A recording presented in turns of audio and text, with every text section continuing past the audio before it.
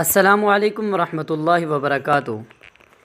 ناظرین، حضرت علی رضی اللہ تعالیٰ عنہ نے قلعہ قموس کے پاس پہنچ کر یہودیوں کو اسلام کی دعوت دی، لیکن انہوں نے اس دعوت کا جواب اینٹ اور پتھر اور تیر و تلوار سے دیا، اور قلعہ کا رئیس اعظم مرہب خود بڑے تنتنا کے ساتھ نکلا، سر پر یمنی زرد رنگ کا ڈھاٹا باندھے ہوئے اور اس کے اوپر پتھر کا خود پہنے ہوئے زجر کا یہ شعر پڑھتے ہوئے حملہ کے لیے آگے بڑھا کہ قد علمت خیبر انی مرحب شاک الصلاح بطن مجرب۔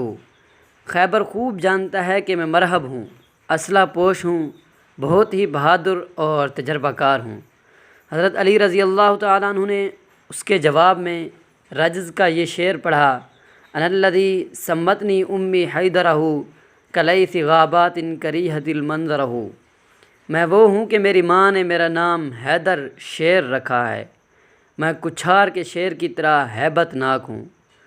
مرہب نے بڑے تم تراک کے ساتھ آگے بڑھ کر حضرت شیر خدا پر اپنی تلوار سے وار کیا، مگر آپ رضی اللہ تعالیٰ عنہ نے ایسا پینترا بدلا کہ مرہب کا وار خالی گیا۔